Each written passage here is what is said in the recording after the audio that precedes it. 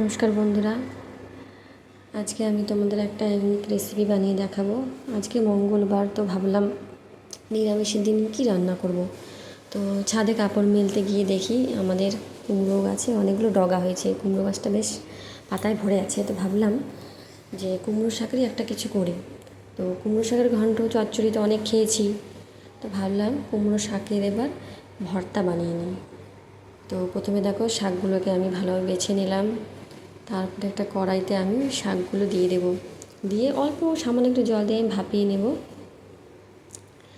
সামান্য জল দেবো, ভাপিয়ে নেব শাকটাকে।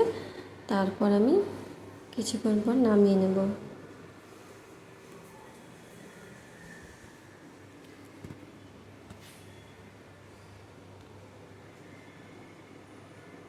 এই দেখো ঢাকা দিয়ে রেখে দিলাম। এই 3 থেকে 4 মিনিট পরে আমি নামিয়ে নেব।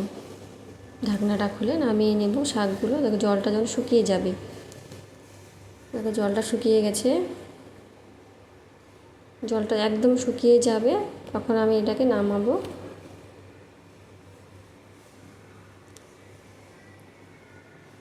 এখন নামিয়ে নিয়েছি। এবার আমি কড়াতে শুকনো লঙ্কা, যেহেতু আজকে নিরামিষ, আমি রসুন পেঁয়াজ কিছু অ্যাড করব না, খালি কালো জিরে আর শুকনো লঙ্কাই দেবো। তো শুকনো খোলার মধ্যে আগে ভেজে নিচ্ছি, তারপরে আমি এর মধ্যে তেল দেবো। তারপরে সামান্য একটু সর্ষের তেল দিয়ে এগুলোকে ভেজে নেব। রসুনটা দিলে আরও বেশি টেস্ট হয় খেতে। তো যেহেতু আমাদের আজকে নিরামিষ, তাই আমি দেবো না। তোমরা রসুনটা দেবে, তো আরও বেশি ভালো লাগবে খেতে।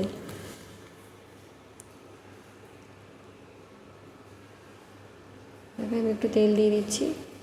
তেল দিয়ে একটু ভেজে নিয়ে আমি নামিয়ে নেব।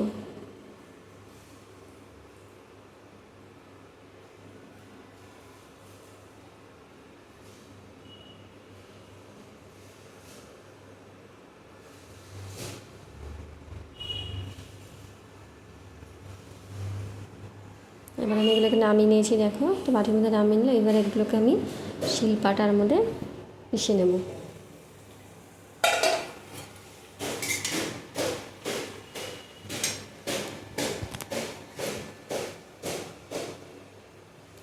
দেখো শিলপাটার মধ্যে আমি বেটে নিচ্ছি কুমড়ো শাকটাকে, এবং লঙ্কা আর কালো জিরেটাকে একসাথে বেটে নেব।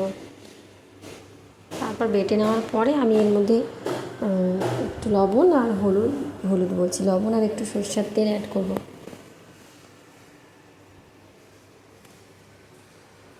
একটু লবণ আর তেল দিয়ে মেখে নেব। তোমরা নিরামিষের দিন এরকম একটা রেসিপি বানিয়ে নিতে পারো, খেতে খুবই ভালো লাগবে।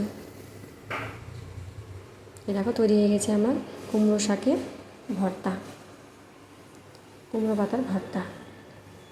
ভাত দিয়ে খেতে দুর্দান্ত লাগে।